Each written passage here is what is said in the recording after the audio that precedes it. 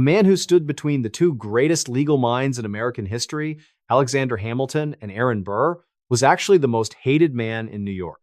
This carpenter was accused of a crime so dark it brought rival geniuses together. But the reason why they fought for him is a secret that stayed buried in the frozen mud of Manhattan for over 200 years. Honestly, the more you look into this, the less the official story makes sense. Hello everyone. Tonight I have 13 stories for you, and let me tell you, these ones are going to stick with you long after you turn off the lights. Now, before we dive in, if you enjoy these stories, consider subscribing. And that like button down there, it has been acting strange lately. It keeps asking me if I have checked all the locks. So do me a favor, give it a tap, and maybe it will calm down. Speaking of locks, if you are listening in bed right now, this might be a good time to double check yours. You know, it is kind of funny how we think of New York City today. We think of the lights, the noise, and the people everywhere. But in the winter of 1800, New York was a different world. It was a place where the darkness felt heavy, and once you walked past the edge of the city lights, you were essentially in a wilderness of shadows and frozen grass. It was a world of wood smoke and the sharp, acrid smell of coal fires burning in small iron stoves. In the winter of 1800, Manhattan was the kind of place where everyone knew your business, but nobody knew your secrets. The weather that year was a physical pressure, a damp, bone-chilling cold that felt like it was trying to seep through the very walls of the houses. The streets were just frozen mud, and the sound of carriage wheels over the ruts was a constant, rhythmic thud that echoed through the narrow alleys and the wide, empty spaces of the meadows. And it was in this New York that you find a boarding house on Catherine Street. It was a tall, narrow building that smelled of damp limestone and old cabbage, where the floorboards groaned under your weight and the windows rattled every time the wind picked up. Inside this house lived a young woman named Elma Sands. Elma was 22 years old, and she was the kind of person who seemed to fill a room just by being in it. She had this energy about her, To those who knew Elma, she was a light in a fairly dim world. She was vibrant, she was kind, and she was very much in love. The man she loved was a young carpenter named Levi Weeks. Levi was the brother of a very successful builder, and he had this quiet, steady way about him that made people trust him. He was often seen around the boarding house, his hands rough from working with cedar and oak, the faint smell of sawdust always clinging to his heavy wool coat. Every evening, after the sun went down and the shadows grew long over Catherine Street, Elma would sit by the fireplace.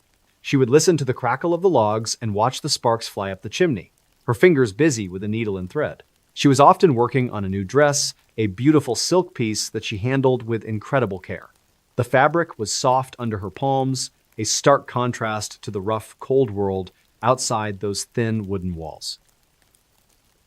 Like a lot of us, Elma was just trying to build a future. She and Levi had been talking about marriage, though they kept it a bit of a secret from the other boarders. There was this feeling of excitement in the air whenever they were together, a sense that something big was about to happen. Honestly, it is the kind of hope that makes what happened next so much harder to process.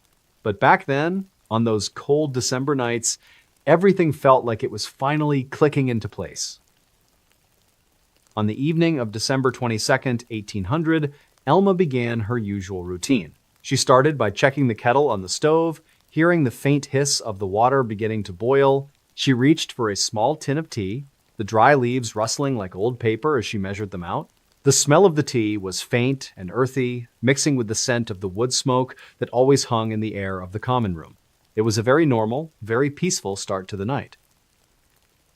After she finished her tea, Elma went up to her small room to change. She moved with a certain purpose, her footsteps light on the creaking stairs. She reached into her wardrobe and pulled out that silk dress, the one she had been working on for so long. She felt the cool, smooth fabric against her skin as she put it on, the material whispering as it settled around her. She was getting ready for something important, something she told her cousins was going to change her life forever. She sat at her small vanity, picking up a heavy silver brush. She ran it through her hair, over and over, the sound of the bristles, a soft, rhythmic shushing in the quiet room. She looked at herself in the glass, noticing how the candlelight flickered, casting long, dancing shadows against the wall. She felt a little nervous, her heart thumping just a bit faster against her ribs, but it was the good kind of nervous. At least, that is what everyone thought at the time. Then, she reached for her muff. This was a thick hand warmer made of fur, and as she slid her hands inside, she felt the immediate, fuzzy warmth against her cold fingers. She took a deep breath, the air in the room smelling of lavender and the tallow from her candle. She checked her reflection one last time, smoothed down her skirts, and then she quietly opened her door. She didn't want to wake the other boarders, so she moved like a ghost through the hallway. She reached the back door of the boarding house, the iron latch feeling like a block of ice under her hand. She pressed down on it, hearing the sharp metallic click as the mechanism released. As she stepped outside, the transition was like a physical blow. The freezing air hit her face, smelling of salt from the nearby river and the sharp tang of frost. She stepped out into the dark, her boots crunching softly on the frozen mud of the alleyway. What Elma didn't know was that a speckled horse was waiting just a few blocks away. A neighbor would later testify that they saw a carriage moving toward the outskirts of town, toward a place called Lispinard's Meadow. In the center of that dark, windswept field sat a structure known as the Manhattan Well. It was a deep, stone-lined hole used by a local tea company, and that night it was surrounded by nothing but shadows and the whistling of the winter wind. Think about being Elma for a minute. You are standing in that dark meadow, the ground beneath your feet hard as iron. The first thing you notice is the silence. It is not a peaceful silence. It is the kind that feels like it is waiting for something. Your heart is hammering because you are supposed to be meeting the man you love to elope, but he is late. I mean, honestly, this is where it gets me. You are standing there in your best dress, shivering in the cold. You look toward the well, the dark stones rising up from the earth like a jagged tooth. You hear a sound, a faint scraping of boots on gravel, and you turn, expecting to see a friendly face. But instead, you see something else. Your breathing is shallow now, the cold air stinging your throat with every gasp. You try to step back, but your limbs feel heavy, like they are turned to concrete. And here is what is crazy. No one in the city heard a single scream that night.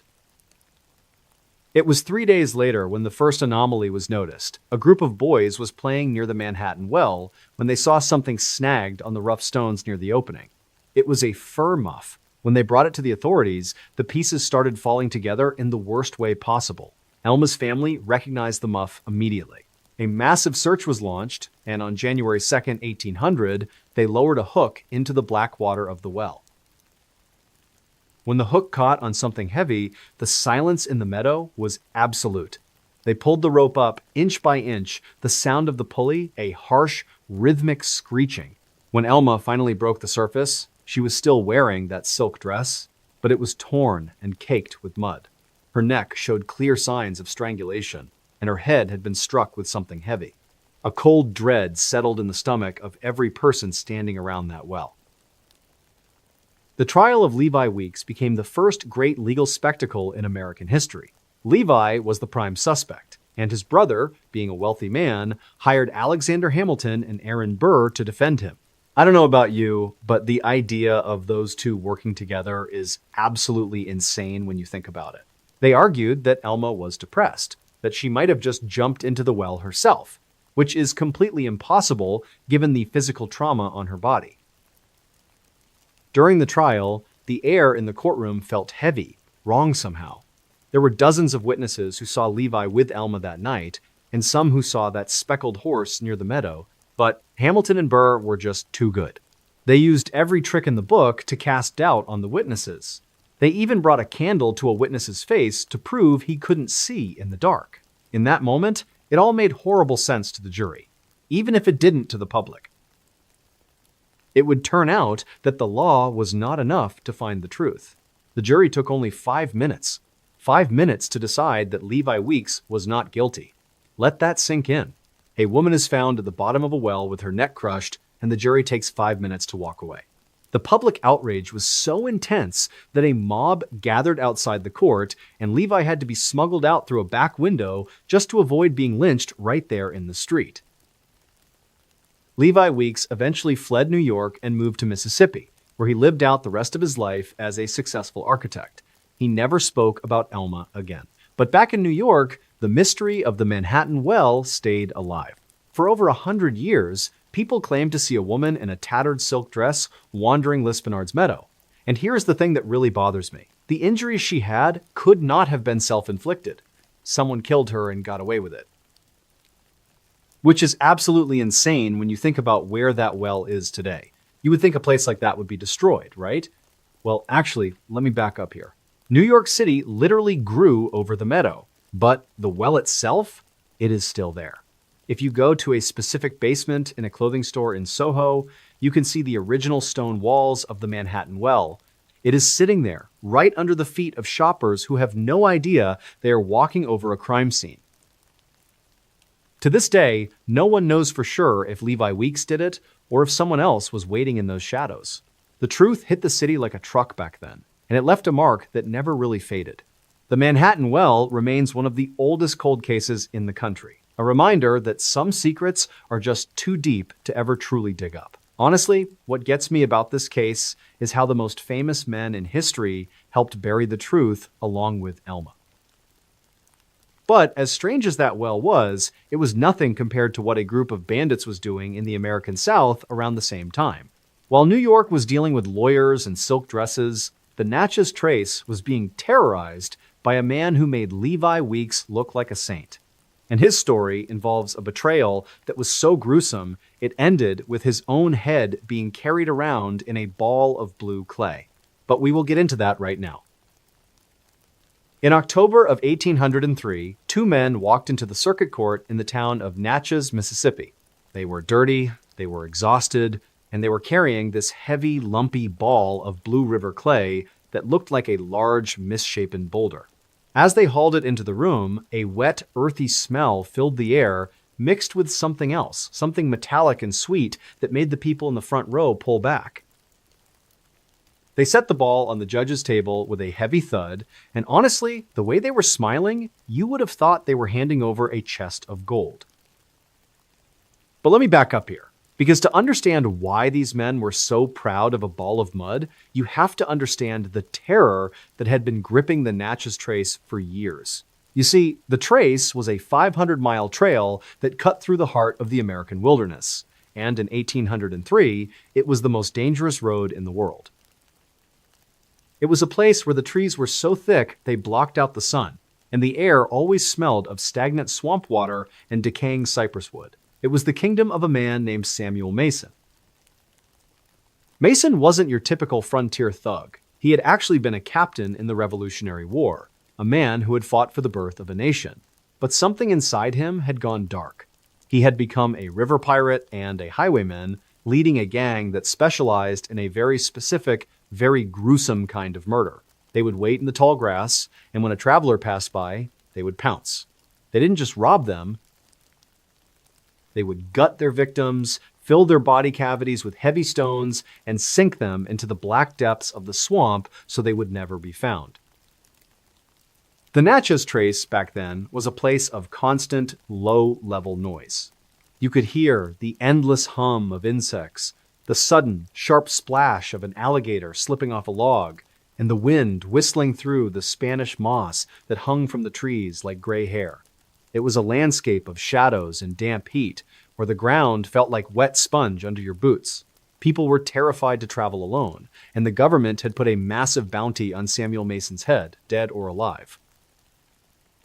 Which brings us back to those two men in the courtroom. Their names were Samuel Mayberry and John Sutton. They claimed to be brave frontiersmen who had tracked Mason down and ended his reign of terror. But before they could get their reward, the judge wanted proof. He watched as they took a small knife and began to peel away the layers of blue clay. The sound was a soft, wet scraping like a shovel hitting mud. As the clay fell away, a strand of dark hair appeared. Then a forehead. And finally, the rotting, gray face of Samuel Mason was staring up at the court. His world came crashing down for the onlookers. But let me take you back to a few nights before that, to a small campfire deep in the Mississippi woods. The gang was resting, and the atmosphere was actually quite peaceful. One of the men was sitting on a fallen log, slowly cleaning his long rifle. He started by pulling a small, oily rag from his pocket. the fabric feeling slick and grimy between his fingers. He ran it down the length of the metal barrel, the iron giving off a faint, sharp scent of gun oil. He listened to the soft, rhythmic clicking of the flintlock as he tested the spring over and over again. Nearby, another man was preparing a simple meal. He reached into a burlap sack and pulled out a slab of salted pork, the meat feeling cold and rubbery in his hand. He took a small hunting knife and began to slice off thin strips, the blade making a faint sliding sound against the meat. He tossed the pieces into a small iron skillet, and soon the air was filled with the smell of sizzling fat and wood smoke. It was the kind of ordinary, domestic scene that makes you forget you are in a camp filled with cold-blooded killers. Samuel Mason himself was leaning against a tree, whittling a piece of cedar. He moved the knife with practiced ease, the thin shavings of wood curling away and falling into the dirt. The cedar had a bright, clean smell that masked the scent of the swamp for a moment. He watched the fire, the orange light dancing in his eyes, feeling a rare sense of security. He had survived the war, he had survived the law, and he believed his men were loyal to the death. I mean, honestly, this is the part that always gets me. How comfortable he felt. The fire continued to crackle, a shower of sparks flying up into the dark canopy every time a log shifted. The men ate in silence, the only sound being the rhythmic chewing and the distant hoot of an owl. One of the men reached for a tin cup, the metal clinking against the side of a water jug. He took a long drink, the water feeling cool against his parched throat. He wiped his mouth with the back of a dirty hand and looked across the flames at his leader. There was something wrong with this picture, but Mason was too tired to see it. As the moon rose higher, the swamp grew even quieter. Mason eventually laid down on his bedroll, the rough wool of the blanket scratchy against his neck. He adjusted his position, feeling a small rock beneath him, and then he closed his eyes. His breathing slowed, becoming deep and regular. He was surrounded by his crew, his family. He drifted off to sleep, listening to the soft rustle of the wind in the leaves. It was a perfectly normal night in the wilderness, right up until the moment it wasn't. Mayberry and Sutton waited until the fire had died down to a dull, glowing red. They shared a single, silent look across the embers. Mayberry reached out and gripped the handle of a heavy tomahawk, the wood grain feeling rough and solid against his palm. His hands trembled, palms slick with sweat, but he didn't let go. He stood up, moving with incredible care so that his boots didn't crunch on the dry leaves. He stepped over a sleeping gang member, his heart pounding so hard he was sure everyone could hear it. You are Mayberry. You are standing over your leader, the man you have followed for years. You can smell the stale tobacco on his breath and the scent of the wood smoke in his clothes. You lift the tomahawk, the metal head catching a tiny glint of moonlight. You know that if you miss, or if he wakes up, you are a dead man. I don't know about you, but the tension in that moment is just suffocating. You take a deep breath, hold it in your lungs, and then you bring the blade down with everything you have. The sound was a sickening, wet thud, followed by the sharp crack of bone. There was no scream, just a sudden, heavy silence that felt like it was pressing down on the entire forest. They worked quickly after that, the metallic tang of blood filling the small clearing. They knew they couldn't carry a whole body through the swamp, so they took only what they needed for the reward. They packed the head into that ball of blue clay to keep it from rotting too fast in the heat, and then they slipped away into the night. So, fast forward back to that courtroom in Natchez, the judge is looking at the head, and the two men are standing there waiting for their gold. They are the heroes of the day. But then, a man in the back of the room stands up. He walks toward the front, his boots echoing on the wooden floorboards.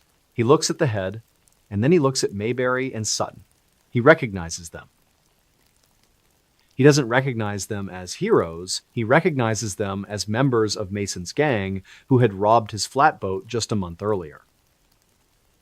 The silence in that courtroom was absolute. Mayberry and Sutton tried to run, but the guards were already at the doors. It turned out that in their greed to claim the bounty, they had walked right into the hands of the law they had been outrunning for years. They were arrested on the spot, and just a few weeks later, they were led out to the gallows. They were hanged side by side, and in a final poetic bit of justice, the authorities took their heads too. They placed Mason's head on a tall wooden pole at a crossroads on the Natchez Trace as a warning to anyone else who thought about following in his footsteps. For years, travelers would pass by and see the sun-bleached skull staring out over the road, a grim landmark in the wilderness. It was a brutal end for a brutal man, but at least the people of Mississippi could finally sleep with their doors unlocked. Well, most of them could. But on the other side of the world, in South Korea, a different kind of purge was about to begin. You see, while the Americans were fighting bandits, the Joseon government was dealing with what they saw as a spiritual invasion. They weren't looking for pirates, they were looking for believers. And the way they decided to purify their land involved a level of systematic torture that makes a tomahawk in the night look merciful. We are talking about the Sinew Purge, and it started with a single letter that was never supposed to be found. But we will get into that right now. In the year 1801, the city of Seoul was a place of rigid order and ancient traditions. The air often carried the faint, sweet scent of burning pine needles from the heating systems of the houses, mixed with the sharp smell of fermented cabbage. Everything was built on the idea of balance and respect for the past. But beneath that calm exterior, a shadow was spreading through the scholarly class. A new way of thinking that the government viewed as a terminal disease. The morning fog in Seoul often clung to the gray-tiled roofs of the palaces, making the whole city look like a painting on old silk. You could hear the distant, steady rhythm of a temple bell and the soft shuffling of straw sandals on the dusty roads. It felt like a place where nothing could ever truly change. But in the winter of 1801, the government issued a decree that shattered that peace. It was called the Sinew Edict, and it was a death warrant. Well, actually, let me back up here. To understand the horror of the Sinew Purge, you have to look at a man named Hwang Sa-young. He was a brilliant young scholar, a man who had everything to lose. While the city of Seoul was being turned into a hunting ground, Hwang was hiding in a tiny, damp cave in the mountains of Chungcheong province. The cave smelled of wet earth and ancient, cold stone, and the only light came from a single, flickering tallow candle that he kept hidden. He took a small ink stick and began to rub it against a whetstone. The sound was a low, grainy hum that filled the tiny space of the cave, echoing off the damp walls. He could smell the musky, earthy scent of the soot as it mixed with the water, slowly turning into a deep, glossy black. He moved his hand in slow, perfect circles, feeling the slight resistance of the stone under his fingers. He watched as the liquid grew thicker, a pool of darkness that mirrored the world outside. He reached for a piece of white silk, the fabric feeling cool and incredibly smooth against his rough palms. He spread it out on a low wooden table, smoothing out the tiny wrinkles with the edge of his hand. He noticed a small frayed thread at the corner and carefully tucked it under. The silk was so thin it was almost translucent, catching the faint yellow light from the candle. To anyone else, it was just a scrap of cloth, but to him, it was a lifeline for thousands of people.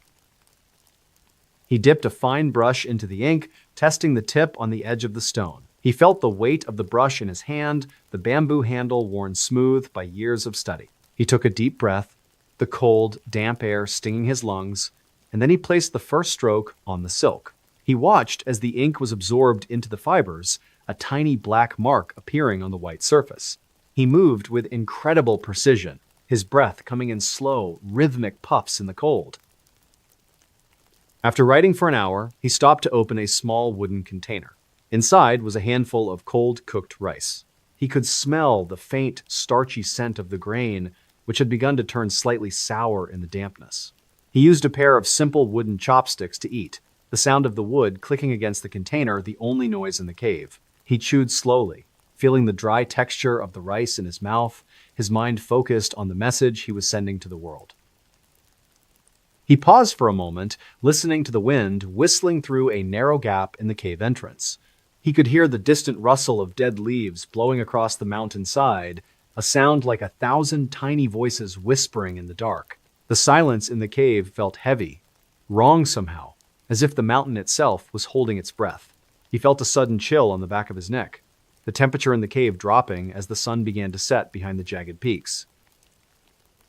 He looked at the characters he had written, his eyes aching from the dim light. He thought about his friends back in Seoul, men who were currently sitting in damp prison cells waiting for the executioner. He felt a dull ache in his lower back from sitting on the hard ground, and his fingers were beginning to go numb from the cold. He gripped the brush tighter, pushing through the physical pain because he believed this letter was the only thing that could stop the slaughter. When the letter was finally finished, he began the delicate process of folding it. He pressed the seams with his fingernails, feeling the silk yield under the pressure. He had written over 13,000 characters on a piece of fabric no bigger than a handkerchief. He carefully tucked the folded silk into the inner lining of his traditional coat, feeling the slight weight of it against his chest. He checked the entrance of the cave, his heart thumping slowly against his ribs. He stood up, his limbs cracking and popping after hours of sitting still. He felt the damp, cold rock of the cave wall under his fingertips as he guided himself toward the exit. He stopped just before the opening, listening for the sound of metal clinking or the heavy thud of soldiers' boots on the mountain path. Every nerve in his body was screaming danger, but he knew he had to move. He stepped out into the twilight, the gray world looking cold and indifferent to his struggle. What Huang didn't know was that while he was writing his plea for help, the city of Seoul had turned into a slaughterhouse. The government had implemented the 5-household system, which meant that if one person was found to be a believer, all 5 neighboring families were executed. I mean, honestly, this is the part that is just terrifying. You were encouraged to spy on your own parents, your own children, just to save your own neck. It was a complete breakdown of human trust. I don't know about you, but the idea of a government turning your own neighborhood into a prison is just chilling. The first thing people noticed was the sound, not the sound of fighting, but the sound of the jure. This was a specific type of torture where the victim's legs were tied together and then twisted with wooden planks. You could hear the sharp, sickening crack of bone from 3 blocks away. It was a rhythmic, mechanical sound that haunted the streets of Seoul for months. Think about being a believer in Seoul during that winter. You are sitting in your house and you hear the sound of heavy boots stopping outside your door. The first thing you notice is the smell of wet leather and the metallic tang of the soldiers' weapons. Your legs turn to concrete as the door is kicked open. You are dragged into the street, the cold air hitting your face, and you see your neighbors watching from their windows. They are not helping, they are just praying you don't say their names. Which is absolutely insane when you think about it, because these people weren't criminals. They were scholars, mothers, and even members of the royal family. But the government saw their faith as a foreign poison. The executions were public and meant to be as slow as possible. They didn't use a clean strike with a sword. They used a process of slow decapitation in front of jeering crowds. The smell of the execution grounds was a mix of iron, mud, and the cheap incense used to mask the stench of death. Huang Sayong's plan was to get his silk letter to a ship in the harbor, which would then carry it to a bishop in Beijing. He was asking for a Western naval invasion to force the Joseon government to stop the killing. He thought he was being a hero, but in October of 1801, a government agent stopped a messenger on a mountain road. They found the silk letter hidden in the lining of his clothes, and that is when everything clicked for the authorities. The truth hit the believers like a truck. The government didn't see the letter as a plea for mercy, they saw it as the ultimate proof of treason. They used the letter as a justification to ramp up the killing. They argued that the Catholics were literally inviting a foreign army to invade their country. The realization was like ice water for Huang. He had tried to save his people, but instead, he had handed the government the very weapon they needed to finish them off. Huang Sayong was captured shortly after the letter was found. He was brought to the capital and subjected to the same jure torture he had heard about in the mountains. He was eventually executed by dismemberment, a punishment reserved for the highest form of treason. Over 300 people were officially executed during that single year, but historians believe the real number of those who died in the prisons or from starvation was closer to several thousand. It would turn out that the Sinew Purge was just the beginning of a century of isolation. The Joseon government became so terrified of outside influence that they effectively locked the country away from the rest of the world. Let that sink in. A single piece of silk, written with the best intentions, helped shut an entire nation off for nearly 100 years. The institutional failure here wasn't just the killing. It was the total collapse of a society's ability to engage with the unknown. To this day, the Silk Letter is kept in the Vatican archives, a silent witness to a tragedy that almost wiped out a whole generation of thinkers. Honestly, what gets me about this case is how the very thing meant to bring salvation became a catalyst for even more destruction. The paranoia from 1801 stayed in the mountains of Korea for a long time. It is a reminder that in times of fear, even a message of hope can be twisted into a death sentence. But as horrific as that state-sponsored purge was, there was a different kind of horror happening in the American frontier around the same time. While the scholars in Korea were being hunted for their thoughts, a pair of brothers in Kentucky were hunting people for sport. And unlike the Joseon government, these two didn't need a decree or an edict. They just needed a knife and a total lack of human empathy. We are talking about the Harpe Brothers, the first serial killers in American history. In the late summer of 1799, a man named Moses Stegel was standing in the doorway of his small cabin in the Kentucky wilderness, watching the sun dip below the trees. The air was thick and heavy, smelling of damp pine and the copper tang of a coming storm. Moses was waiting for two travelers he had invited in for the night, two men who called themselves the Roberts brothers. He thought he was being a good neighbor. But as he looked at the larger of the two men, a massive, wild-haired figure with eyes that didn't seem to reflect the light, every nerve in his body screamed danger. The large man, whose real name was Makaja Big Harpe, was sitting at the wooden table, slowly sharpening a long hunting knife. The sound was a rhythmic, metallic rasp, shik, shik, that filled the small room. He moved with a strange, predatory grace, his hands, palms slick with sweat, as he tested the edge of the blade against his thumb. His brother, wily little Harpe, sat in the shadows, his eyes darting toward Moses' wife and their infant child in the cradle. There was something wrong with this picture, but in the frontier, you didn't just turn people away in the dark. I mean, honestly, this part still gets me every time. You have to understand that the Harpe brothers weren't just bandits. They weren't looking for gold or land. They were something else entirely. They were the first recorded serial killers in American history, and they were currently on a spree that had left a trail of butchered bodies from Tennessee to Kentucky. And as Moses Stegel went into the back room to get more firewood, he had no idea that he had just invited the most prolific monsters in the country to sleep under his roof. The next morning, the Stegel cabin was a scene from a nightmare. Moses returned from his short trip to a nearby neighbor to find his home in flames. The smell of burning cedar and scorched wool was overwhelming, but underneath it was the acrid, heavy scent of death. His wife had been slaughtered, and his infant child had been murdered in its cradle. The Roberts brothers were gone. A primal terror clawed at his chest as he realized that the men he had fed and sheltered had destroyed everything he loved for no reason at all. Well, actually, let me back up here. To understand the Harpies, you have to look at how they operated. They didn't just kill. They performed a ritual. Every time they found a victim on the road, they would disembowel them. Then, they would fill the empty chest cavity with heavy river stones and sink the bodies in the nearest stream. They wanted their victims to disappear forever into the black silt of the frontier. The why behind it is what really bothers me. They didn't want the money. They just liked the feeling of the life leaving a person's eyes. Like a lot of predators, they were creatures of habit. Every morning, Big Harpe would wake up and start by cleaning his fingernails with the point of a small dirk. He would sit on a stump, the rough bark catching on his buckskins, and methodically scrape away the dried mud and blood from the day before. The sound was a tiny, scratching noise that seemed out of place in the vast, quiet woods. He would look at his hands, his fingers calloused and stained, and he would smile.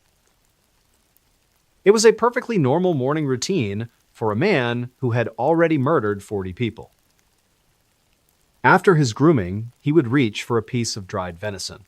The meat was tough, feeling like old leather in his hand, and it smelled of salt and smoke. He would tear off a piece with his teeth, the sound of the fiber ripping a soft thrip in the morning air. He would chew slowly, his eyes scanning the tree line for any movement. He was always looking for the next interaction. To him, a traveler on the road wasn't a person. They were just a puzzle to be taken apart. To those who encountered the Harpes and survived, which wasn't many, they described a feeling of absolute coldness. What people hated about the Harpes wasn't just the violence, it was the lack of motive. One time, they were staying with a man named Johnson. They ate his food, slept in his beds, and the next morning, they took him to the edge of a cliff. They didn't ask for his horse or his boots. They just tied him up and pushed him over. They watched him fall, the only sound being the wind whistling through the gap, and then they just walked away. The Harpes had been moving through the wilderness for years, often traveling with 3 women who they claimed were their wives. These women were essentially captives, living in a constant state of fear. The children born into this traveling nightmare didn't fare much better. Legend says Big Harpe once became so annoyed by the crying of his own infant daughter that he grabbed her by the heels and swung her against a tree. I don't know about you, but that level of depravity is just hard to wrap your head around. It wasn't about survival, it was about cruelty. Moses Stiegel didn't just sit in the ashes of his home. He gathered a posse of 7 men, all of them seasoned woodsmen with hearts full of ice. They tracked the Harpies through the dense thickets of Kentucky for days. They could smell the faint scent of a campfire, pine needles, and something sweet hanging in the humid air. They moved like ghosts, their boots crunching softly on the dry forest floor, their fingers resting on the cold metal of their rifle triggers. They knew they weren't just hunting men, they were hunting rabid animals. You are Moses Stiegel. You are crawling through the brush, the branches scratching at your face and hands. You reach a small clearing, and you see him. Big Harpe is sitting by a fire, the light flickering over his massive frame. The first thing you notice is the sound of him humming a low, tuneless song. Your heart is pounding against your ribs, because you know this is the man who killed your family. You feel the cold wood of your rifle stock against your cheek, and your finger begins to squeeze the trigger. You fire. The sound of the rifle shot an explosion that shatters the silence of the woods. Big Harpe collapses, but he doesn't die immediately. Think about being Moses in that moment. You walk up to the man who ruined your life, and he is lying there, gasping for air. The smell of black powder and blood is thick in the air. You look down at him, and instead of begging for mercy, Big Harpe looks you right in the eye. And here is what is crazy. He starts confessing. He tells you he only regrets not killing more people. The posse didn't wait for a trial. They were done with words. While Big Harpe was still alive, Moses Stiegel took a knife and began to remove the man's head. The sound was a wet, grinding noise that I won't describe in detail, but let's just say it was a slow process. Big Harpe watched him do it, his eyes fixed on Stiegel until the very last second. Gone. Just like that. The largest monster in the frontier was finally silenced. But the posse wanted to make sure no one ever forgot what had happened in those woods. It would turn out that the motive for all that killing was never about money or revenge. When they searched the Harpes' camp, they found almost nothing of value. No gold, no silver, just piles of clothing taken from the dead. The truth hit the frontier like a truck these men killed because they enjoyed the power of ending a life. In that moment, it all made horrible sense to the men of the posse. They weren't dealing with bandits. They were dealing with the first of a new, terrifying breed of predator. They took Big Harpe's head and carried it to a crossroads in Henderson County, Kentucky. They found a tall tree with a deep fork in the branches and wedged the head right in the center. For years, the skull stayed there, its empty eye sockets staring down at every traveler who passed by. It became a landmark, a grisly warning that the wilderness was no longer a place of lawlessness. To this day, that road is still called Harpe's Head Road. Let that sink in for a minute. Wily little Harpe managed to escape that day, but his luck didn't last. He fled to the Natchez Trace, remember Samuel Mason from earlier, and actually joined Mason's gang under a false name. But as we already know, Mason's head ended up in a ball of blue clay, and Wiley was eventually recognized and hanged right alongside his new leader. The Harpe Brothers were finally gone, but the ghost of their violence stayed in the Kentucky soil for generations. Honestly, what gets me about the Harpies is how they represent a total breakdown of the human spirit. They didn't have a cause, and they didn't have a plan. They just had a hunger. It is a reminder that sometimes the most dangerous thing in the woods isn't a wolf or a bear, it is the person sitting across from your campfire. But as terrifying as those individual killers were, there were other horrors happening that were far more organized. While the Harpes were hunting in the woods, a group of slaves in South Africa were planning a march that would end in a different kind of massacre. The next story might make you check behind you, because it shows that even when people are fighting for something as noble as freedom, the system can respond with a level of brutality that rivals any serial killer. We are talking about the 1808 Cape Town siege, where a dream of liberty turned into a trail of blood. In the late October heat of 1808, a man named Louis van Mauritius stood in the middle of a dusty farmyard just outside of Cape Town, South Africa. The air was thick, smelling of sun-baked manure, and the sharp floral scent of fynbos carried on a hot wind. Louis was a slave, a man who had spent his entire life being told he was property. But that afternoon, as he looked at the 300 men and women gathered around him, he wasn't looking at property. He was looking at an army. He held a stolen saber in his hand, the cold metal feeling heavy and foreign against his calloused palm, and for the first time in his life, he felt like he was the one holding the keys to the future. The Cape Colony back then was a place of extreme, jagged beauty and even sharper inequality. You had these massive, whitewashed farmhouses nestled at the base of purple mountains, surrounded by vineyards and wheat fields that seemed to go on forever. The background sound was a constant, low-level drone, the rhythmic thud of wooden hoes hitting the earth, the distant lowing of cattle, and the sound of the wind whistling through the gaps in the slave quarters. It was a world built on the silence of the oppressed, a silence that was about to be broken in the most dramatic way possible. Louis van Mauritius was the kind of person who saw the world for exactly what it was. He was middle-aged, deeply intelligent, and he had spent years listening to the talk of the British soldiers and the sailors in the harbor. He heard them talking about the Napoleonic Wars, about the rights of man, and about how slavery had been abolished in other parts of the world. He was often seen working in the stables, his hands smelling of horsehair and motor oil. Well, actually, let me back up. It was more like the smell of old leather and animal fat, his eyes always watching the movements of the masters. To those who knew Louis, he was a leader by nature. He had this quiet, steady way of speaking that made people stop and listen, even when the overseers were nearby.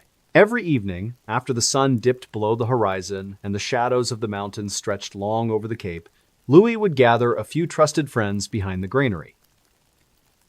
He would sit on an upturned bucket, the rough wood grain pressing into his skin, and he would whisper about a day when they wouldn't have to ask for permission to breathe. It was the kind of hope that keeps a person alive when everything else is trying to crush them. Like a lot of us, Louis was just looking for a way to be treated like a human being. He didn't want a war, he wanted a seat at the table. He spent weeks planning the uprising, moving with incredible care so as not to alert the colonial authorities. He reached out to over 30 different farms, his messengers moving like ghosts through the brush at night. What people loved about Louis was his restraint. He told his followers that this wasn't about revenge. They weren't going to burn the farms or kill the families. They were going to arrest their masters, march to Cape Town, and negotiate their freedom with the governor himself. On the morning of October 27, 1808, the plan went into motion. Louis started his day by checking the harness on a heavy workhorse, the sound of the leather straps creaking in the quiet morning air. He could smell the damp earth and the sharp, acrid scent of the horse's sweat as he tightened the buckles. He felt the animal's warmth radiating through its coat, a living, breathing weight that felt more real than the dream he was about to chase. He took a deep breath, the cool morning air stinging his lungs, and he gave the signal.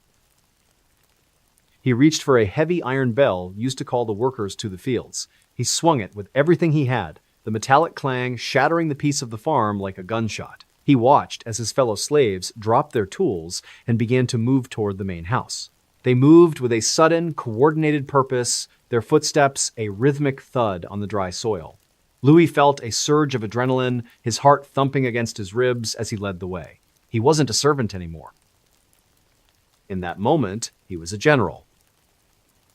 The march toward Cape Town began as a peaceful but terrifying procession. They moved from farm to farm, and at each stop, the scene was the same. The slaves would surround the house, and Louis would walk up to the front door.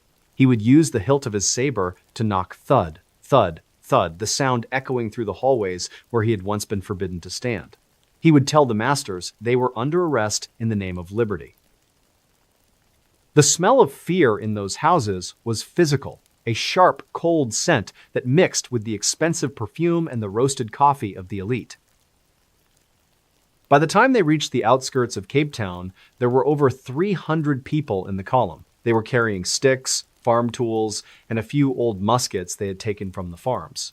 You could hear the sound of their voices, a low hum of excitement and prayer that carried over the salt marshes of the Salt River. They could see the masts of the ships in the harbor and the gray stone walls of the Castle of Good Hope. They truly believed that if they showed their strength and stayed peaceful, the British would have no choice but to listen. Think about being Louis for a minute.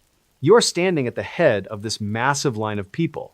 You look back and see the faces of mothers holding their children and men who have spent 40 years in the sun. Your heart is hammering because you are only a mile away from the gates of the city. You can smell the salt spray from the ocean and the damp, musty air of the marshes. You feel the weight of the saber in your hand, but you hope you never have to use it. I mean, honestly, this is where the story gets me. You have done everything right. You see a line of red-coated soldiers forming across the road. The first thing you notice is the sun glinting off their bayonets, a sharp, blinding light that seems to cut through the hazy heat. You raise your hand, signaling your people to stop. You expect a parley. You expect a conversation. But instead, you hear the sharp, mechanical click of 300 musket hammers being pulled back at once. The air leaves your lungs in one sharp gasp. Your instincts are screaming at you to run, but your legs have turned to concrete. What Louis didn't know was that the governor had no intention of talking. To the British, this wasn't a negotiation. It was a contagion that had to be burned out before it spread. The soldiers didn't wait for a signal. They fired a volley into the crowd, the sound an explosion that echoed off the nearby hills. The smell of black powder and ozone filled the air, thick and choking.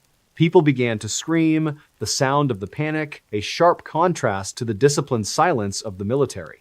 Gone. The dream of liberty vanished in a cloud of white smoke. The ambush at Salt River was over in minutes. The rebels, mostly unarmed and completely untrained for a pitched battle, were cut down where they stood. Those who weren't killed in the initial volley were run down by the cavalry. The sound of the gravel crunching under the horses' tires— no wait, let me back up. It was the sound of the gravel crunching under the horses' hooves as they chased the fleeing slaves into the marshes. The water in the Salt River turned a dark, muddy red as the bodies piled up in the reeds. Louis Van Mauritius was captured alive, along with several other leaders. They were brought into the city in chains, the cold metal rattling against their ankles with every step. The trial was a formality. The government didn't want justice. They wanted a deterrent. I don't know about you, but the speed of the verdict is what really bothers me. They were sentenced to death within days. In that moment, it all made horrible sense to Louis. The system wasn't broken. It was working exactly as it was designed to. The execution was held in public, near the very harbor they had hoped would bring them freedom. Louis was hanged, along with 4 others, their bodies left to swing in the wind as a warning to anyone else who dared to dream of liberty. The realization was like ice water for the remaining slaves in the colony. The government didn't just stop at the executions. They used the rebellion as an excuse to pass the pass laws, which forced every person of color to carry a document at all times or face immediate imprisonment. It would turn out that the 1808 march wasn't just a failed rebellion. It was the blueprint for something much darker. Those pass laws laid the early groundwork for what would eventually become institutionalized segregation in South Africa. Let that sink in. A march for freedom ended up creating the tools for a century of even tighter control. The irony is so thick, it is almost hard to swallow. Louis wanted to break the chains, but his actions were used to forge even stronger ones. To this day, the site of the ambush at Salt River is a quiet, unremarkable part of the city. But if you talk to the descendants of those who were there, they will tell you that the ground still feels different. Honestly, what gets me about this case is the courage it took to march toward a line of bayonets with nothing but a hope for a better life. It is a reminder that the price of freedom is often paid by those who never get to see it. But not every horror announces itself with a march and a saber. Sometimes, the most terrifying thing isn't a line of soldiers, it is a group of bandits waiting in a mountain pass where the only witnesses are the crows.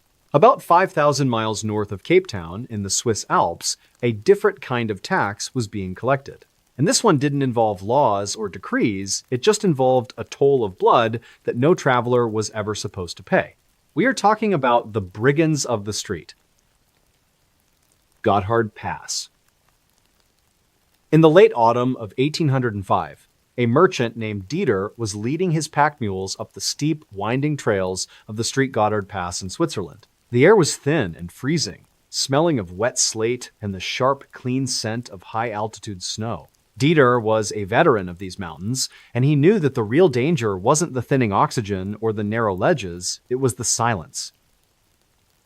Usually, you'd hear the distant call of a marmot or the rhythmic clinking of bells from a goat herd, but that afternoon, the only sound was the wind whistling through the jagged granite peaks. The Street Gotthard Pass back then was the main artery between northern and southern Europe, a massive stone gateway that felt like it was built by giants. It was a place of dramatic contrasts, where a single misstep could send you plunging into a deep alpine crevasse that never saw the sun. The ground was a mix of slick ice and rough wood grain on the narrow bridges, and the background sound was the constant, low-level roar of the Rius River churning through the gorge below. It was a landscape that felt indifferent to human life, which made it the perfect hunting ground for a group of men who had turned the mountain into a graveyard. Well, actually, let me back up here. To understand the terror of the Street Gotthard Pass, you have to look at how these bandits operated. They didn't just stand in the road and demand your gold. They had established what the locals called a toll of blood. They were a ghost gang, a group of men who lived in the hidden caves and abandoned shepherd huts high above the tree line. They didn't just rob travelers. They ensured there were never any witnesses. And the way they tracked people down in the white expanse of the Alps was something that still gives me chills when I think about it. Every morning, the leader of the gang, a man whose real name has been lost to history, would begin his routine by checking the leather collars on his dogs. These weren't regular pets. They were specialized mountain hounds, bred for stamina and a terrifying level of aggression. He would run his hand over the rough leather, the smell of animal fat and wet fur filling the small, smoky hut. He would listen to the soft, rhythmic panting of the dogs, their breath coming in white puffs in the freezing air. He moved with a quiet, efficient purpose, his fingers calloused from years of living in the wild. He reached for a heavy iron key, the metal feeling like a block of ice against his palm. He used it to open a small wooden chest in the corner, the sound of the hinges, a sharp metallic screech in the quiet room. Inside were the watches, rings, and coins taken from men who were currently encased in ice at the bottom of the gorge. He didn't look at them with guilt. He looked at them as inventory. The room smelled of stale cigarette smoke and the musty, damp air of a place that never truly dried out. It was a perfectly normal, businesslike start to a day of murder. To those who lived in the valleys below, the gang was a shadow that everyone knew about but no one dared to speak of. What people hated about the Street Gotthard was the feeling of being watched. You could be walking alone, the only sound being the gravel crunching under your boots, and you would suddenly feel a chill run down your spine for no reason. You'd look up at the gray cliffs, and for a split second, you'd see a flash of light, the sun glinting off a rifle barrel or a spyglass. They were always there, waiting for the right moment to collect their toll. Like a lot of predators, the gang relied on a network of informants. One of their most trusted sources was a local innkeeper who lived at the base of the pass. He was a man who seemed friendly enough, always ready with a warm meal and a place to sleep. He would watch the merchants as they ate, noticing who had the heaviest purses and who was traveling without guards. He would then send a signal up the mountain, a specific pattern of laundry on a line or a fire at a certain time of night.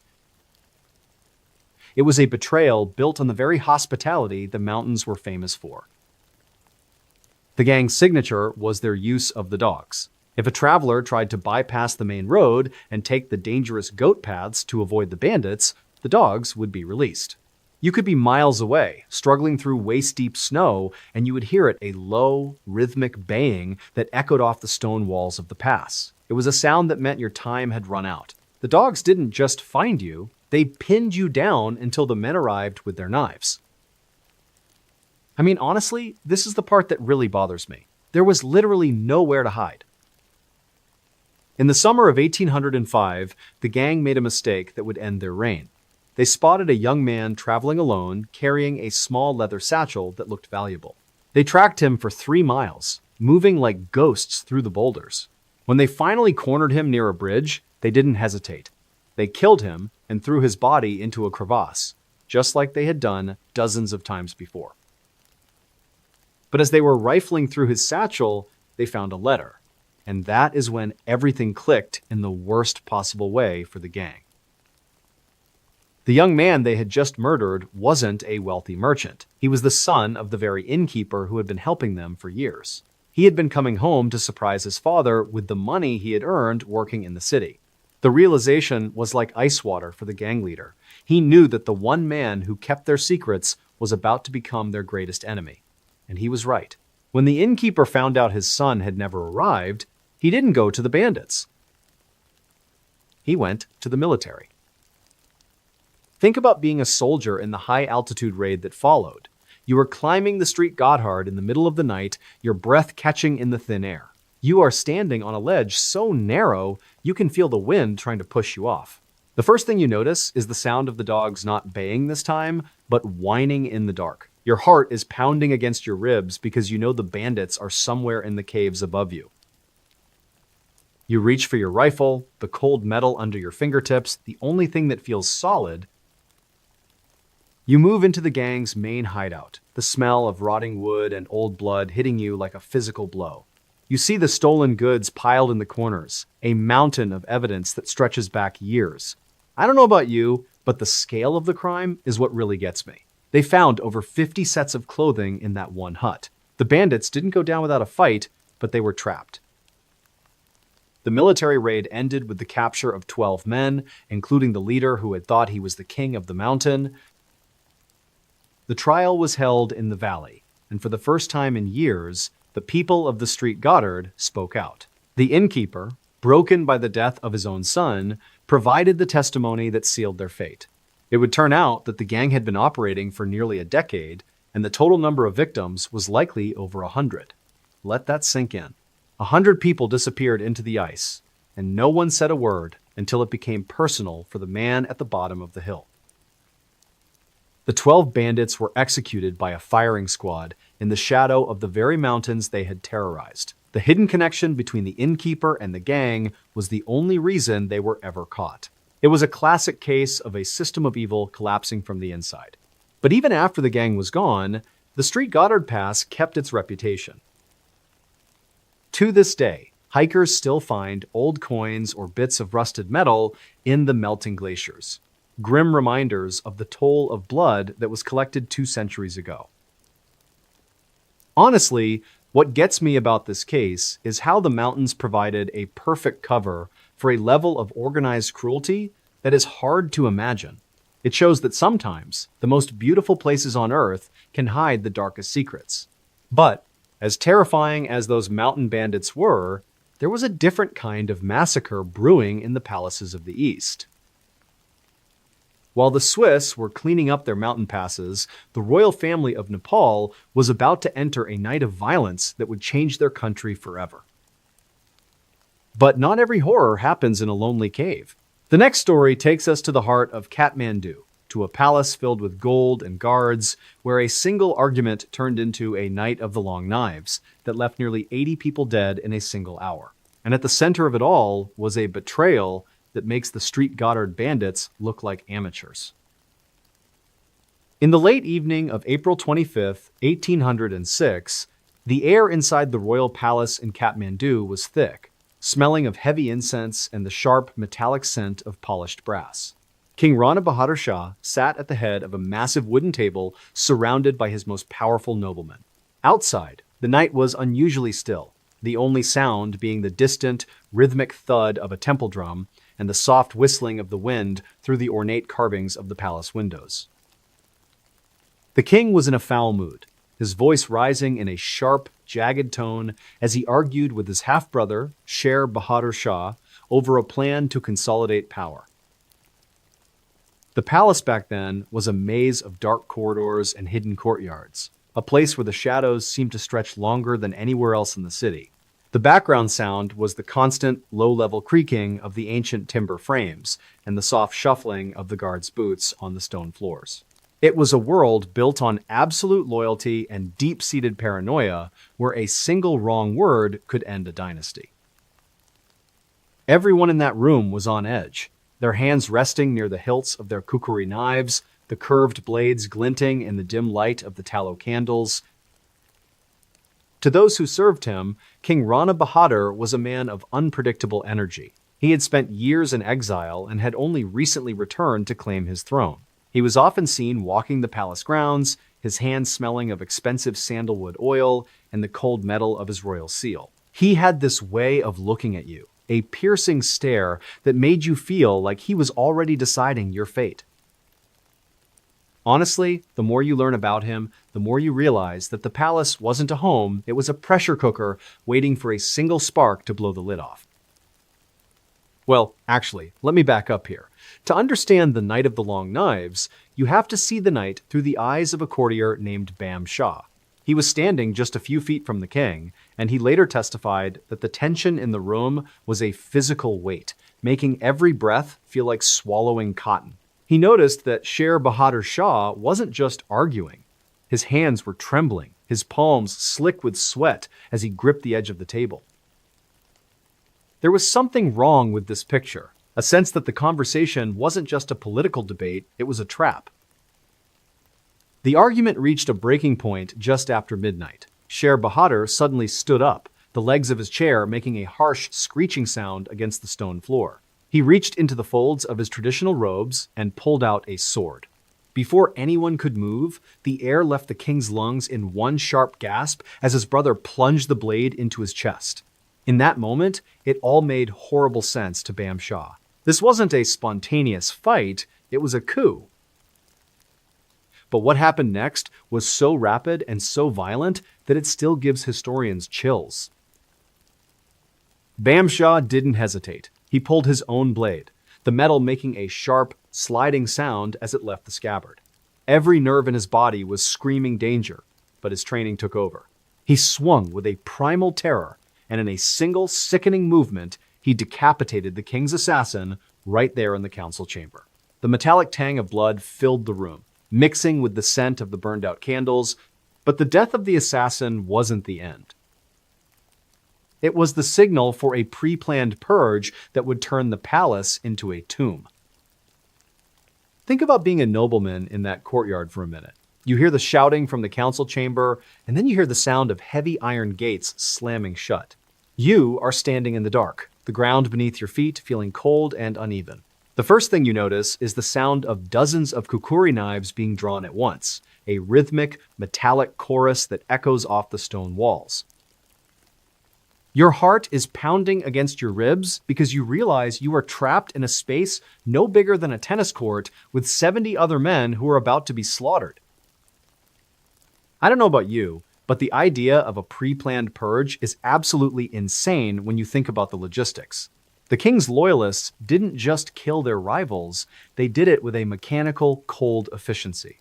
For 60 minutes, the palace courtyard was a scene of absolute carnage. The only light came from the flickering torches, casting long, dancing shadows that made it impossible to tell friend from foe. You could hear the fabric of expensive silk robes tearing slowly under the blades and the heavy thud of bodies hitting the stones. Which is absolutely insane. Because by the time the sun began to rise over Katmandu, 77 of Nepal's highest-ranking officials were dead. The floors of the palace were slick with a dark, viscous red that smelled of iron and mud. But here is the thing that really bothers me. The violence didn't stop with the men. The next morning, the 31 widows of the murdered officials were gathered in the palace square. They weren't there for a trial or a funeral. They were forced to perform sati, which meant they had to climb onto their husbands' funeral pyres and be burned alive. I mean, honestly, this part still gets me every time. Imagine the smell of those 31 fires burning at once, a thick, greasy smoke that hung over the city for days. It was a double twist of horror. First, the massacre of the elite, and then the ritualistic destruction of their families to ensure no political rivals remained. The realization was like ice water for the people of Nepal. Their entire government had been wiped out in a single hour of blood and fire. Gone. Just like that, the power structure of a nation was reset by the knife. It would turn out that the Night of the Long Knives wasn't just a random act of violence. It was a calculated move to pave the way for a new era of absolute rule. The truth hit the surviving nobility like a truck. There was no safety in the palace, and there was no justice in the law. Let that sink in for a minute. 77 leaders murdered, 31 women burned, and not a single person was ever held accountable for the plan itself. It was an institutional failure on a scale that is hard to wrap your head around. To this day, the archives in Katmandu hold the records of that night, but they are rarely spoken about in detail. Honestly, what gets me about this case is how a single argument over a wooden table could trigger a cascade of violence that claimed over 100 lives in less than 24 hours. It is a reminder that in the world of absolute power, the line between a king and a corpse is often just the width of a blade.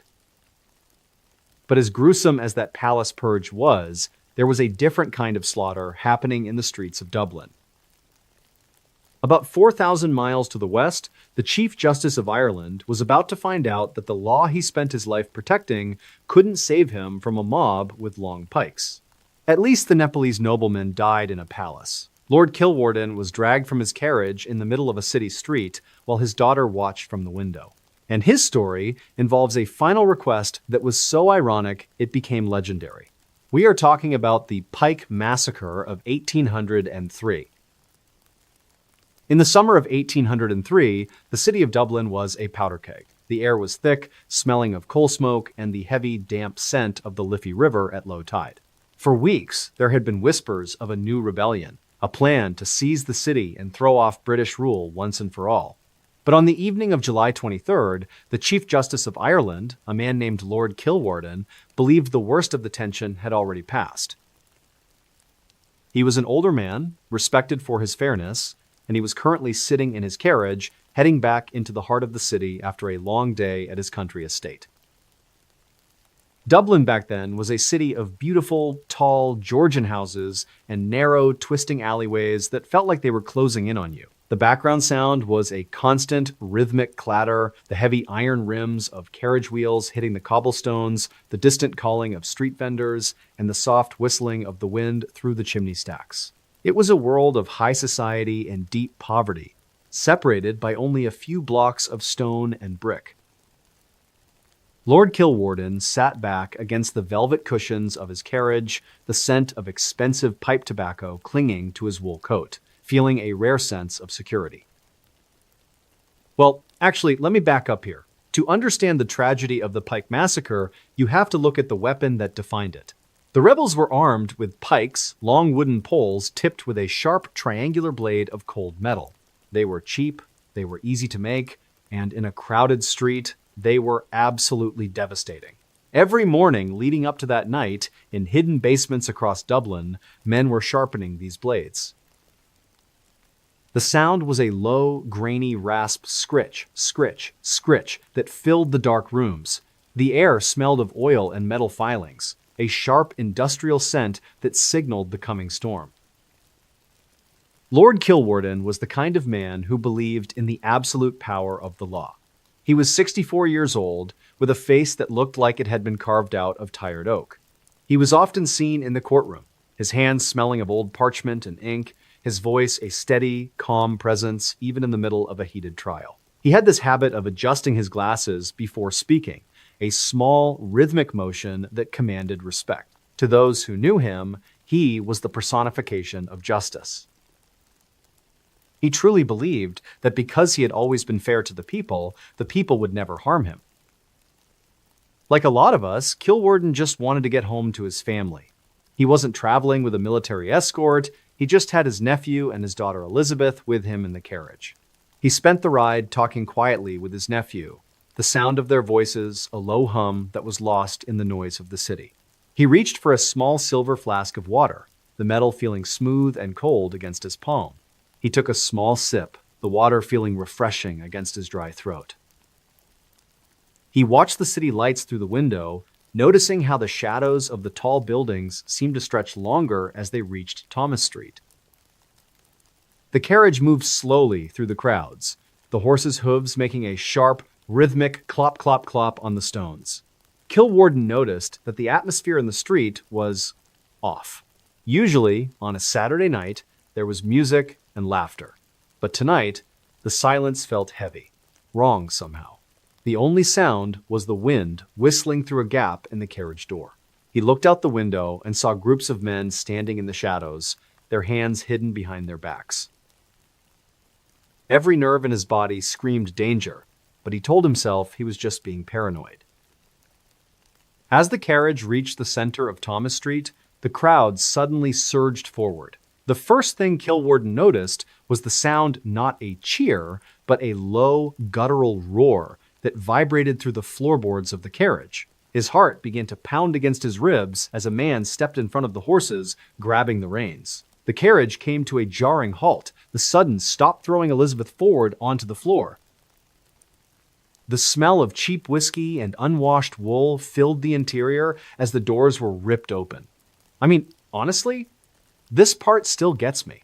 You have done nothing wrong, and suddenly the world is screaming at you. Think about being Elizabeth for a minute. You are huddled on the floor of the carriage, the fabric of your dress damp, with something you hope is just spilled water. You look up and see your father, a man of peace, being dragged out into the dirt by his coat. You see the glint of the moonlight on dozens of pike blades, the cold metal rising up like a forest of thorns. Your breathing is shallow, your chest feels like it's being pressed by a heavy weight. You try to scream, but your throat has tightened, your breath catching. You are forced to watch through the small carriage window as the mob closes in on the man who raised you. The rebels didn't hesitate. They didn't ask who he was, they just saw a man in expensive clothes, a symbol of the government they hated. The first pike strike hit Kilwarden in the side, a sharp, searing pain that made him gasp for air. Then another hit him in the shoulder. Then another. I don't know about you, but the idea of being punctured dozens of times while your daughter watches is just horrific. In that moment, it all made horrible sense to Kilwarden. The law he loved was miles away, and out here, the only law was the blade. What happened next is one of the most famous moments in Irish history. As Kilwarden lay in the gutter, his blood mixing with the frozen mud and the filth of the street, a group of soldiers finally arrived and dispersed the crowd with a volley of gunfire. They found the Chief Justice barely alive, his body a map of puncture wounds. A young officer knelt beside him, his hands trembling, palms slick with sweat, as he tried to stem the bleeding.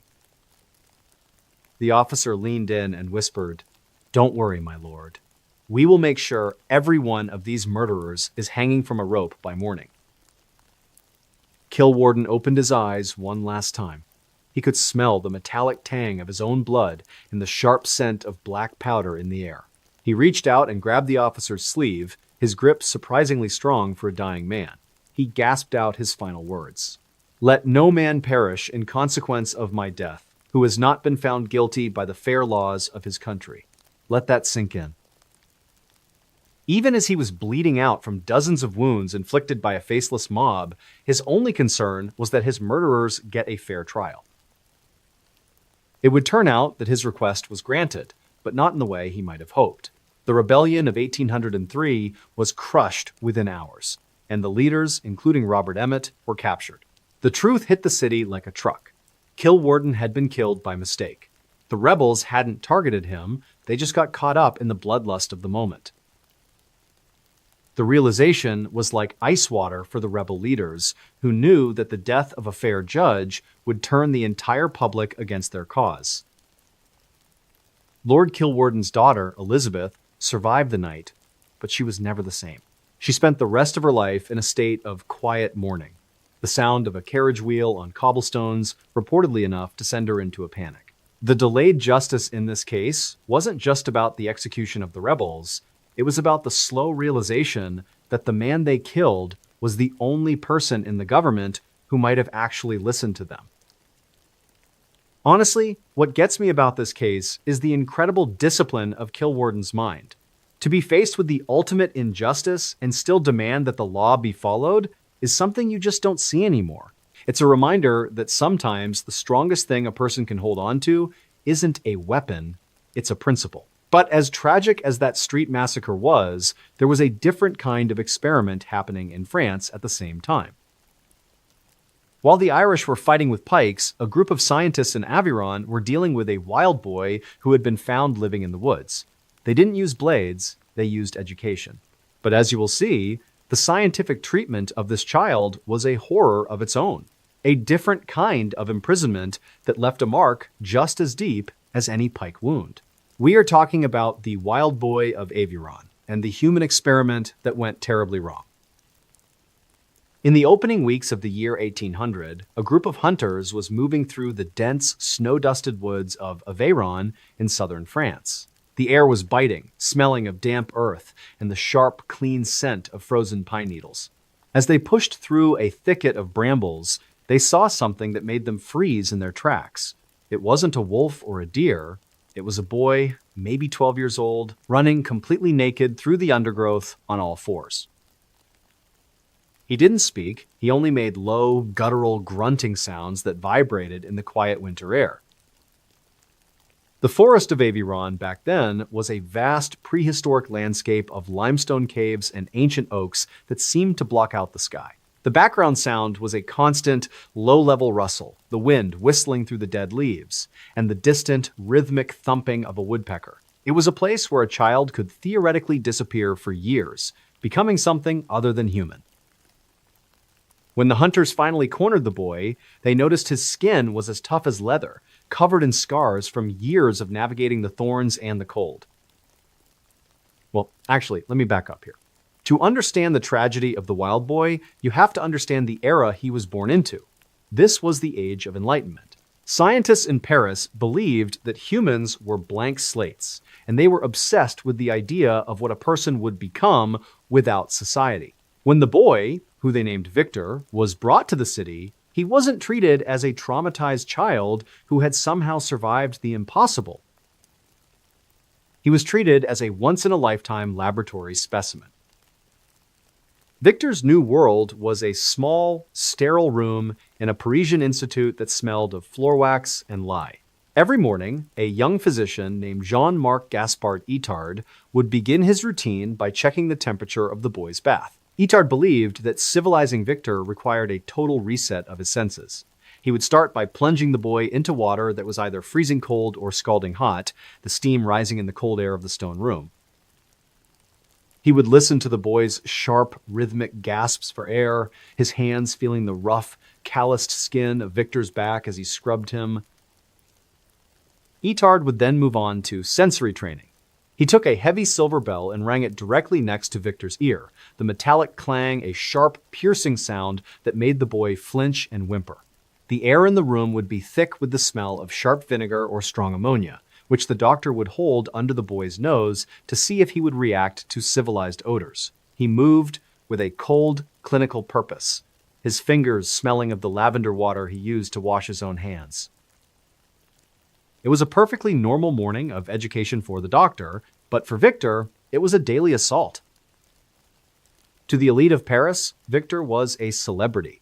They would come to the institute to watch him eat, noticing how he would reach for a piece of raw potato with a sudden, predatory grace.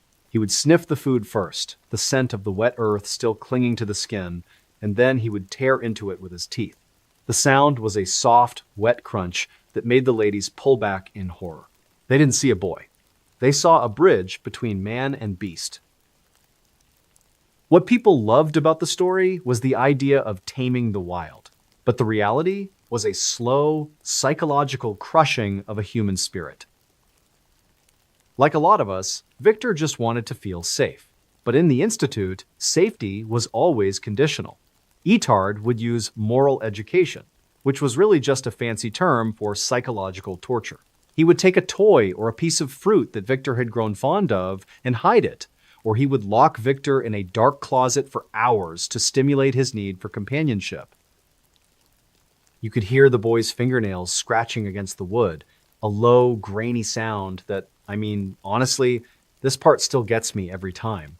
He wasn't learning language, he was learning fear.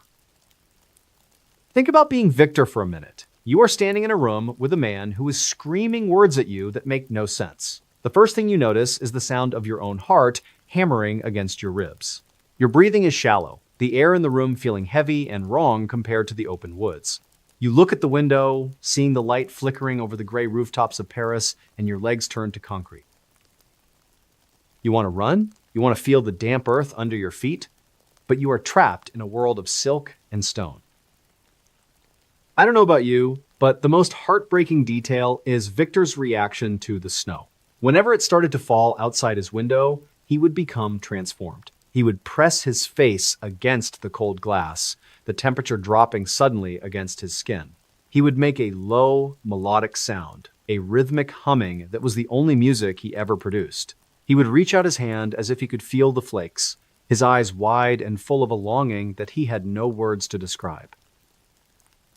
In those moments, the realization was like ice water. He wasn't a blank slate. He was a boy who missed his home. What happened next would haunt the history of science forever. After 5 years of intense, sometimes violent training, Victor still couldn't speak more than 2 words. One was milk, and the other was God. Gotthard eventually gave up, declaring the experiment a failure and claiming Victor was mentally deficient. But here is the thing that really bothers me. Modern analysts believe Victor likely had autism or a similar developmental condition. The doctor wasn't civilizing a wild animal. He was torturing a disabled child because he didn't fit a theory. The truth hit the scientific community like a truck years later. They realized that by trying to force Victor to be human by their standards, they had stripped away the only survival mechanisms he had. Gone. The boy who had survived winters in the forest on his own could no longer function in the woods, and he was a stranger in the city. The realization was that the enlightened men were the ones acting like predators. It was a location twist of the worst kind. The Institute was more dangerous than the wilderness. Victor spent the rest of his life in a small house, cared for by a governess who was the only person who treated him with actual kindness. He died in 1828. Still unable to tell his story. It would turn out that the real experiment wasn't about the boy at all. It was about the arrogance of the men who thought they could play God with a human soul. Let that sink in. They spent a decade trying to teach him to say, "I am," and they never once stopped to ask who he already was. Honestly, what gets me about this case is the image of Victor looking at the snow. It is a reminder that you can take a person out of their world, but you can't take the world out of the person. But as tragic as that psychological imprisonment was, there were other horrors happening where the prison was built by the people themselves. While Victor was being educated in France, a village in Poland was being consumed by a plague of their own, making a fear so deep they started digging up the dead to save the living. The next story takes us to the banks of the Vistula River, where a vampire was blamed for a local tragedy. And the way the villagers decided to solve the problem involves a stake, a shovel, and a level of mass hysteria that makes the French scientists look rational. We are talking about the vampire of the Vistula. In the autumn of 1802, the villages along the Vistula River in Poland were gripped by a silence that wasn't peaceful, it was suffocating. The air was heavy, smelling of damp river silt, and the sharp, acrid scent of vinegar that people burned in their fireplaces to keep away the bad air. A localized plague was moving through the wooden houses, and every night the rhythmic thud of a shovel hitting the earth became the soundtrack of the valley. But it wasn't the plague itself that had the villagers' hearts pounding against their ribs, it was the belief that the dead weren't staying in their graves. The Vistula region back then was a landscape of deep, dark forests and gray water that seemed to swallow the light.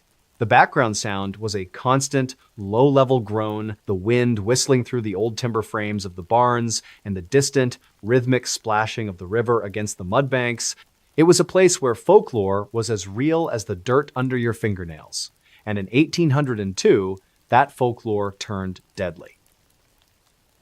People started reporting that their recently deceased neighbors were appearing in their doorways at night, their skin clammy with fear. Well, actually, let me back up here. To understand the vampire of the Vistula, you have to understand the logic of the time. When a family started dying off one by one, the villagers didn't look at the water or the rats. They looked at the first person in the family who had died. They believed that person was a Upior, a vampire who was reaching out from the grave to feed on the life force of their relatives. And the only way to stop it was a process so gruesome it makes the plague look like a mercy. Every morning, the village elders would gather in the town square, their hands smelling of raw garlic and the cold metal of their tools. They would begin their routine by checking the sharpness of their wooden stakes, the rough wood grain pressing into their palms. They would listen to the soft, rhythmic scraping of a whetstone against an iron shovel, a sound that signaled another exhumation. They moved with a grim, mechanical purpose, their fingers calloused from years of farming, now repurposed for the purification of the cemetery. It was a perfectly normal morning for a community consumed by madness. They would reach for a heavy iron lantern, the glass flickering with a weak yellow light. As they walked toward the graveyard, the air smelled of wet earth and the metallic tang of the frost on the grass. They would find the newest grave and begin to dig, the sound of the dirt hitting the piles, a heavy, rhythmic thud. I mean, honestly, this is the part that really gets me. These were people digging up their own brothers, their own fathers, because they were terrified of what might happen after the sun went down. To the people of the Vistula, the signs of a vampire were everywhere. If they opened a coffin and the body looked bloated, or if there was a bit of blood at the mouth, which we now know are just normal signs of decomposition, they would scream. The silence of the graveyard would be shattered by the sound of a heavy mallet hitting a wooden stake. The metallic tang of old blood would fill the air, mixing with the musty, damp scent of the disturbed earth. They weren't just killing a monster, they were destroying a memory to save their own lives. Like a lot of us, in moments of panic, the villagers needed a scapegoat. In the summer of 1802, the focus shifted from the dead to the living. There was a woman in the village whose husband had been the first to die of the plague. She was often seen sitting by the river, her hands smelling of the lye she used to wash his old clothes. She moved with a quiet, hollowed-out grief, her eyes always red from the smoke of the funeral pyres. What people loved about her once was her kindness, but now her silence felt wrong somehow. The sensing wrong phrase was all over the village. People whispered that she wasn't just mourning, she was feeding the spirit of her dead husband. They claimed they heard a scratching sound against her floorboards at night, a low, grainy noise that sounded like someone trying to dig their way up. Every detail of her life seemed slightly off to the paranoid neighbors. They noticed that she didn't flinch when the vampire bells rang, and her shadow seemed to stretch longer than it should in the moonlight.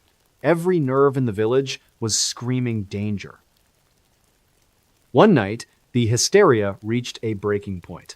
A mob gathered outside her small wooden house, the air thick with the smell of cheap vodka and the smoke from their torches. They didn't come to talk. They believed that by killing the bridge between the worlds, they could finally stop the deaths. Your heart is hammering as you hear them outside your door. You feel the cold metal of the latch under your fingertips, but you are too afraid to move. And here's what is crazy. These were people she had known her entire life. Think about being that woman for a minute. You are standing in your kitchen, and the first thing you notice is the sound of the door being kicked open. Your breathing is shallow, the air leaving your lungs in one sharp gasp. You try to step back, but your legs have turned to concrete. You see the faces of your neighbors, but they are twisted into something you don't recognize. The truth hits you like a truck. They don't see a neighbor, they see a target. The realization is like ice water, and you realize there is no one left to call for help. The mob beat her to death right there on the wooden floor she had scrubbed every day. The sound was a sickening, rhythmic thud that was finally silenced by the wind whistling through the open door. Gone. Just like that, a life was ended because of a shadow. But here's the thing that really bothers me. The plague didn't stop. In fact, it got worse because the villagers were spending all their time in communal groups spreading the very disease they thought they were fighting with stakes and shovels. It would turn out that the vampires were just victims of a system of belief that had no room for science. The military eventually had to intervene to stop the village elders from lynching more suspects. The truth hit the community years later, when the plague finally burned itself out. They realized they had desecrated their ancestors and murdered their friends for a ghost. In that moment, it all made horrible sense to the survivors. They hadn't been protected by their folklore, they had been consumed by it. The bookend structure of this tragedy is what haunts me. The village started by digging up the dead to save the living, and ended by burying the living in the same dirt. The self-inflicted nature of the horror is the most terrifying part. They built their own prison of fear, and then threw away the key. To this day, archaeologists in Poland still find vampire burials along the Vistula skeletons, with stones in their mouths or stakes through their ribs, silent witnesses to a time when fear was the only law. Honestly, what gets me about this case is how quickly a group of normal people can turn into a pack of predators when they think they are the victims. It shows that the most dangerous monsters aren't the ones in the coffins, they are the ones holding the shovels. But as horrific as that village hysteria was, there was a different kind of mystery happening in the high seas and the naval courts of England. While the Polish villagers were fighting vampires, the family of the most famous explorer in the world was being extinguished by a medical mystery. Captain Cook's son died in a way that left everyone wondering if the poison came from a rival or from the very medicine he trusted. We are talking about the poisoned snuff and the mystery of the last of the Cooks. In the winter of 1804, a man named James Cook Jr., the last surviving son of the legendary explorer Captain James Cook, was sitting in a high-backed leather chair in a quiet room in London. The air was thick with the scent of beeswax, and the faint, dusty smell of old nautical charts spread across the desk. Outside, the city was a muffled world of gray fog and the distant, rhythmic clatter of carriage wheels on wet cobblestones. James was a naval officer himself, a man of routine and discipline. But that afternoon, he was plagued by a nagging headache that felt like a hot wire being pulled tight across his temples.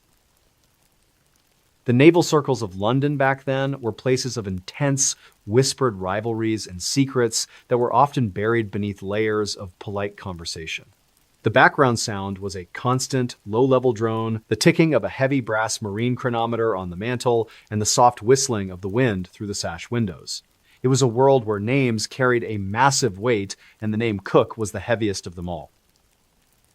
James reached for a small, ornate silver box sitting on the edge of his desk, the cold metal under his fingertips providing a momentary sense of relief. Well, actually, let me back up here. To understand the tragedy of James Cook Jr., you have to look at the Cook curse. By 1804, The explorer's widow, Elizabeth, had already buried 5 of her 6 children. Her husband had been killed and partially eaten in Hawaii, and her other sons had died from fever, accidents, and storms at sea. James was the only one left, the final flame of a world-famous legacy.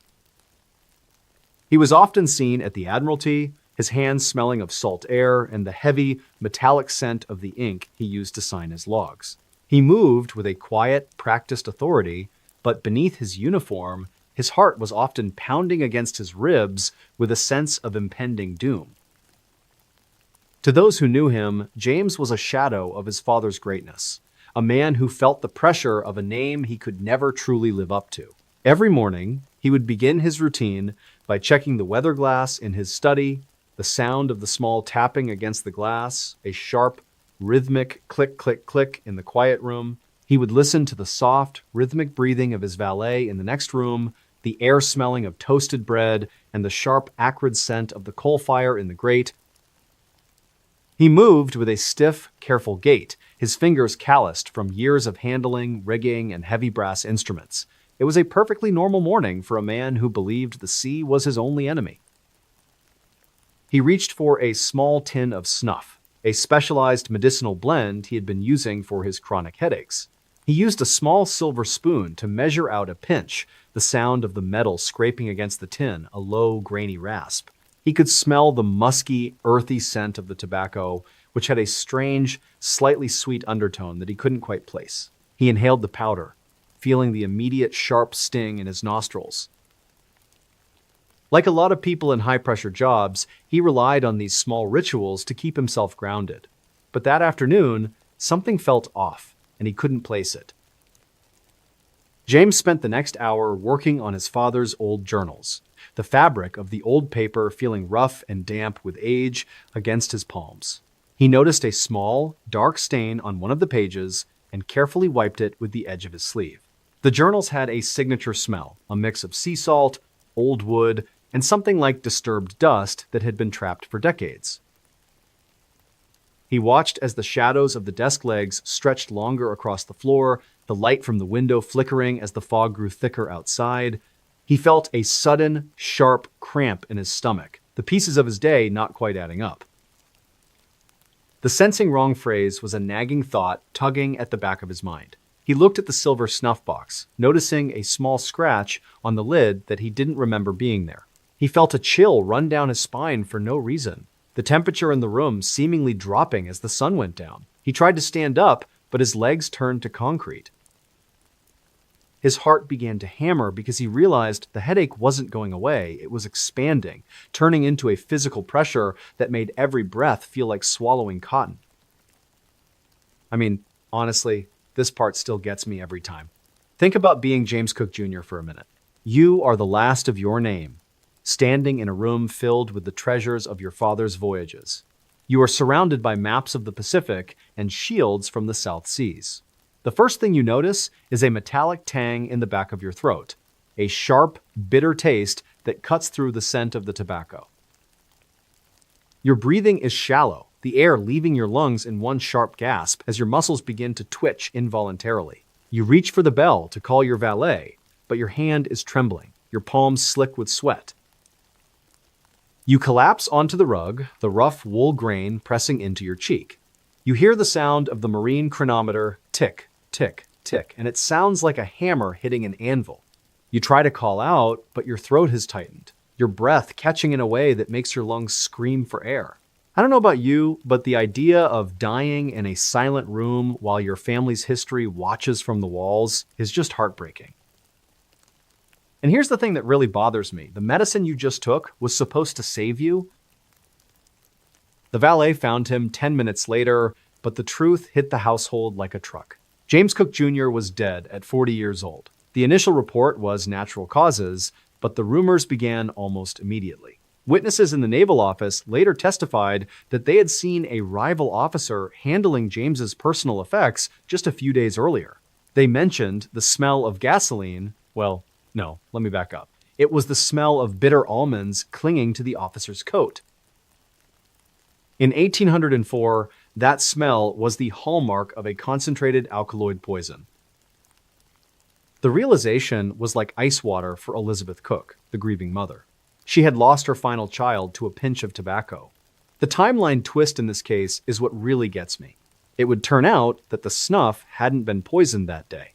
It had been spiked weeks earlier, a slow-acting toxin that built up in his system until a final standard dose triggered the fatal convulsion. The perpetrator knew James's routine perfectly. They knew exactly when he would reach for that silver box. Which is absolutely insane when you think about it, because there was no investigation. The Admiralty was more concerned with maintaining the dignity of the Cook name than finding a murderer among their ranks. Everything she thought she knew was wrong, and Elizabeth was left to burn her son's journals in a fit of despair, wanting to erase the history that had cost her so much. Gone. Just like that, the direct line of the world's greatest explorer was extinguished, not by a wave or a spear, but by a quiet betrayal in a London study. It would turn out that the Cook curse was likely just a combination of high-risk professions and a very motivated human enemy. The irony of the case is that the man who had mapped the entire globe couldn't protect his own son in a room 10 feet away from a servant.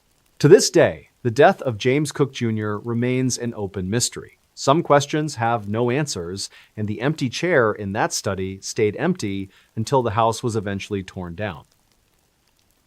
Honestly, what gets me about this case is the silence that followed it. It shows that even the most famous families in the world can be silenced by a single, quiet act of malice.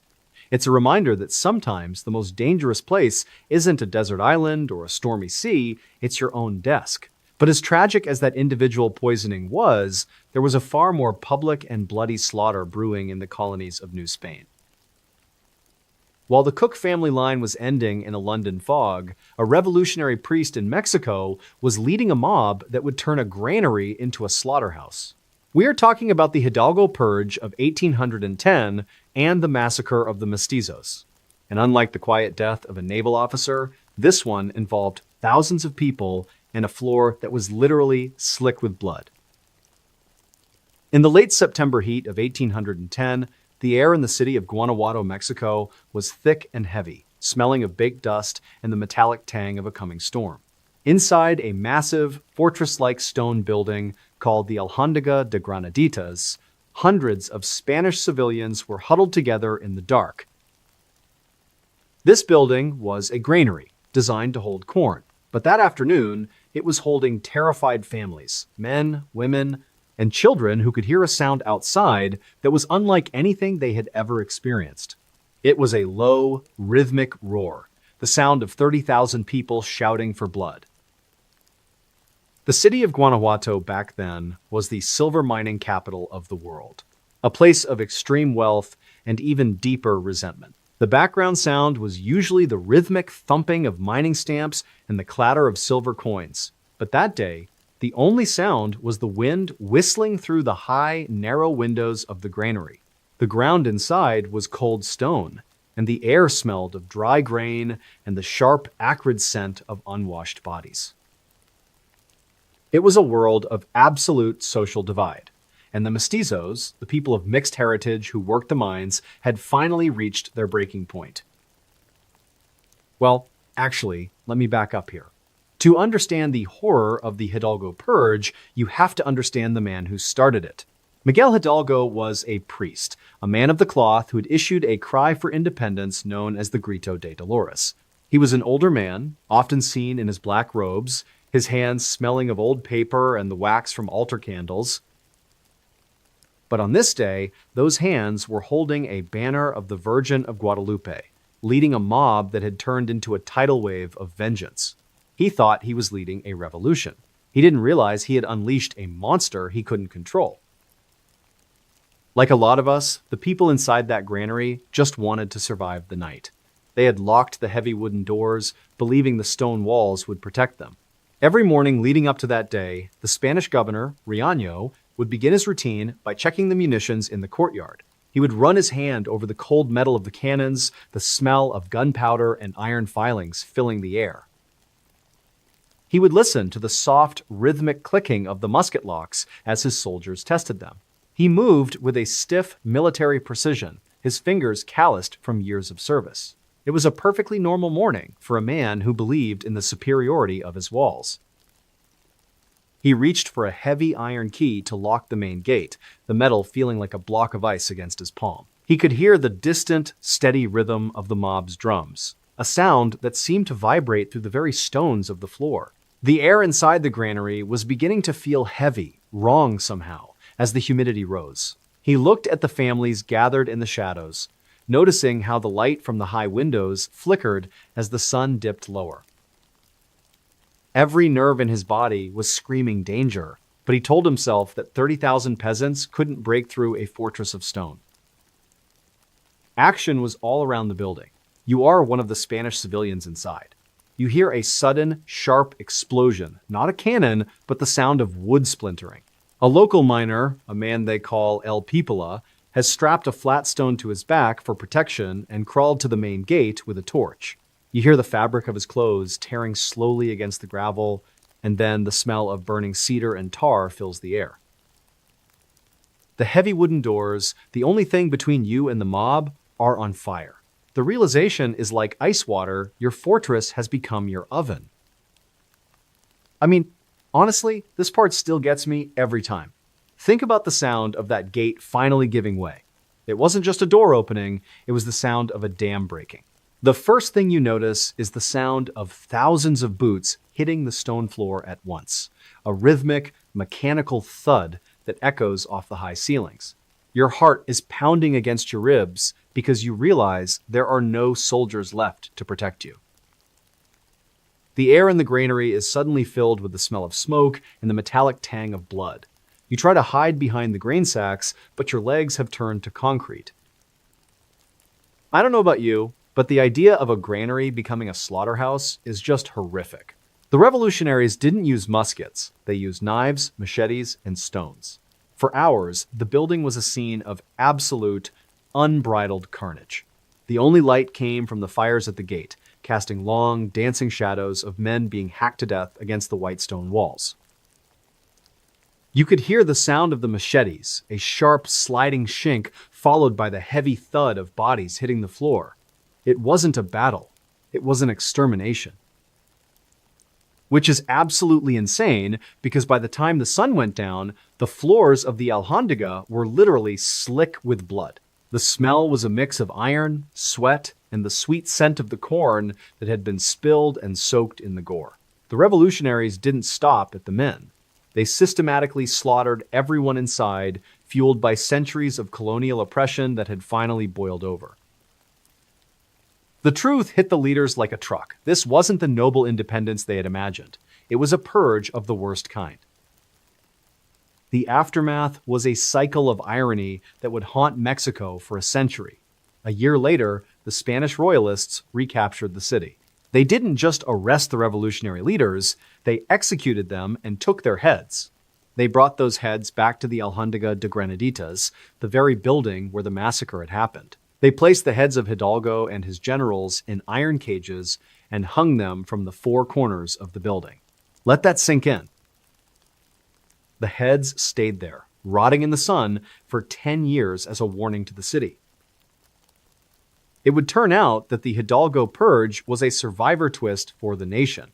The extreme violence of Guanajuato actually terrified many other people who might have joined the revolution, delaying Mexico's independence for another decade. The realization was that the mob had been its own worst enemy. Gone. Just like that, the hope of a quick freedom was replaced by a brutal cycle of retaliation that left the city in ruins. To this day, the walls of the Alhóndiga still bear the marks of the fires and the bullets from that afternoon. Honestly, what gets me about this case is how a place designed to store the harvest, the literal lifeblood of a city, became a tomb for its people. It shows that when the system fails to provide justice, the resulting explosion doesn't distinguish between the guilty and the innocent. But as horrific as that citywide slaughter was, there was a different kind of sacrifice happening on a cliffside in Greece. While the Mexican revolutionaries were fighting for land, a group of women on Mount Zalongo were facing a choice that would make them legends. They weren't fighting for power, they were fighting for the right to choose how they died. And their story involves a dance that was so haunting, it became a global symbol of resistance. We are talking about the Dance of Zalongo and the final choice of the Suliote women. In the bitter winter of 1803, on the sheer, jagged cliffs of Mount Zalongo in northwestern Greece, a group of 60 women stood at the very edge of the world. The air was thin and freezing, smelling of wet limestone and the sharp, clean scent of high-altitude pine. Below them was a drop of several hundred feet, a straight plunge into a sea of gray rocks and mist. Behind them, the sounds of war were closing in. You could hear the rhythmic, metallic clinking of Ottoman sabers hitting scabbards and the heavy, disciplined thud of boots on the mountain path. The Suliote people had been hunted for years by the forces of Ali Pasha, and now there was nowhere left to run. The mountains of Epirus back then were a landscape of absolute rugged beauty. A place where the stone was so white it looked like bone against the dark green of the trees. The background sound was a constant, low-level roar, the wind whistling through the deep gorges, and the distant, rhythmic crashing of the Ionian Sea against the coast. It was a world of fierce independence where the Suliote women were known to be just as brave as the men, often carrying supplies and ammunition to the front lines. But as the sun began to dip behind the peaks, the silence on that cliffside felt heavy, wrong somehow, as if the earth itself was waiting for a tragedy it couldn't prevent. Well, actually, let me back up here. To understand the Dance of Zalongo, you have to understand the man who was hunting them. Ali Pasha was known as the Lion of Janina, a ruler whose cruelty was legendary across the Ottoman Empire. He didn't just want to defeat the Suliotes, he wanted to break them. For the women trapped on that cliff, surrender didn't mean prison. It meant being sold into the slave markets, subjected to systematic torture, and facing a life of degradation that they viewed as a fate far worse than death. They were standing on that ledge because they had decided that if they couldn't live free, they would at least die on their own terms. The leader of the group was a woman whose face was as weathered as the mountain stone. Every morning of the siege, she had begun her routine by checking the meager supplies of her village. She would run her hand over the rough weave of the wool blankets, the smell of damp sheep's hair, and wood smoke filling the small stone huts. She would listen to the soft, rhythmic breathing of the children, her heart thumping against her ribs with a constant, nagging dread. She moved with a quiet, efficient grace, her fingers calloused from years of grinding grain and carrying water. It was a perfectly normal morning for a mother who knew her world was ending.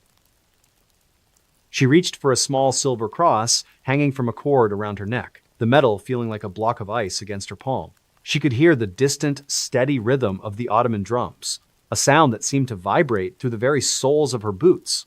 The air on the mountain was beginning to feel heavy, wrong somehow.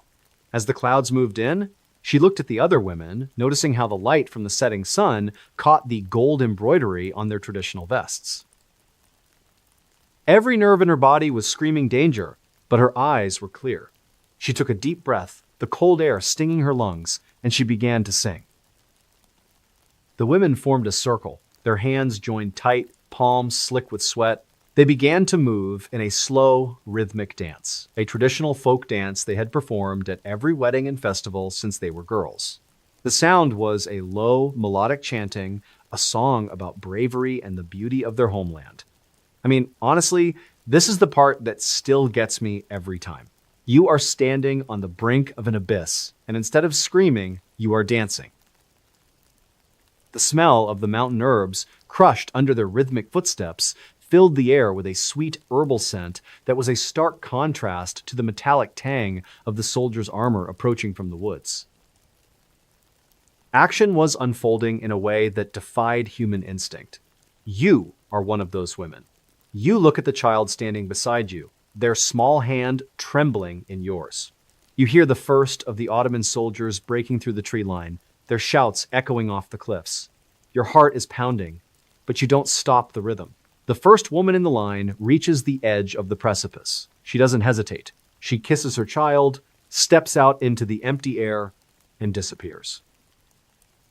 The sound is a sudden, sharp whistling of wind, followed by nothing. You move forward, the circle closing the gap, the dance continuing as if the world wasn't falling apart. I don't know about you, but the idea of a death dance is just haunting when you think about the psychology of it. They didn't just jump, they threw their children over first to save them from the soldiers, and then they followed. For nearly an hour, the cliffside was a scene of absolute heartbreaking sacrifice. The only light came from the fading sun, casting long, dancing shadows of women leaping into the mist. You could hear the fabric of their heavy skirts snapping in the wind, a sharp, sliding thwip followed by the heavy silence of the valley below. It wasn't a suicide. It was a final act of war. Which is absolutely insane, because by the time the Ottoman soldiers reached the edge of the cliff, there was no one left to capture. The ledge was empty, save for a few discarded headscarves and the smell of crushed thyme. The soldiers looked down into the gorge and saw the white shapes of the women on the rocks below, their colorful dresses like flower petals scattered in the gray. The truth hit the Ottoman commanders like a truck. They hadn't conquered the Suliotes. They had been denied their victory by the very people they considered property. The realization was like ice water for Ali Pasha. The aftermath of Zalongo was a ripple effect that reached all the way to Europe. The story of the dancing women became a global symbol of resistance against tyranny, inspiring poets and painters for decades. The ironic causation here is that by choosing to die, these women ensured that the Suliote cause would never be forgotten. Their death gave the Greek Revolution the emotional fuel it needed to eventually break free from Ottoman rule. Let that sink in. A group of 60 mothers did more to damage an empire on that cliff than an entire army of men. It would turn out that the Dance of Zalongo was a survivor twist for the spirit of a nation. While the women themselves were gone, their names became part of the mountain itself. The realization was that the ultimate power isn't in who survives, but in who owns their own story. Gone. Just like that, 60 lives were traded for an eternal legend. To this day, a massive monument of white stone stands on that cliff, showing the women locked in their final circle, a silent witness to the afternoon when the mountain became a stage for the bravest dance in history. You know, after telling you all these stories tonight, I'm struck by how much of our history is written in the shadows. We like to think of the past as this orderly progression of dates and kings, but the truth is usually much messier. It's found in the frozen mud of a Manhattan well, the blue clay of a Mississippi swamp, and the thin air of a Greek mountain. These 13 stories are a map of the extremes of human nature, the absolute best and the absolute worst of what we are capable of when we are pushed to the edge. If there is anything to take away from tonight, it is that the world we walk through every day is built on layers of secrets. Some are buried under Soho clothing stores, and some are still sitting in iron cages in the hearts of cities. We think we are safe because we have locks and lights, but history shows that the most dangerous thing is often the person standing right next to us or the system we trust to protect us. It's a reminder to stay observant, to listen to those nagging thoughts at the back of your mind, and to never take your security for granted. Honestly, what gets me about these cases, all of them, is the resilience of the human spirit. Even in the middle of a purge or a massacre, people found ways to send letters, to demand justice, and to dance. That courage is the only thing that balances out the darkness. I don't know about you, but it's that contrast that keeps me coming back to these strange, dark, and mysterious tales. It's not just about the horror, it's about the people who faced it. Thank you for spending your night with me. I know these stories aren't always easy to hear, but I appreciate you being here to remember these people with me. If you enjoyed this journey through the early 19th century, maybe leave a comment and let me know which story is going to keep you up tonight. It helps the channel, and honestly, I just like hearing your thoughts on these cases. Now, get some sleep, if you can. Until next time, stay safe out there, sleep well, and maybe leave a light on tonight.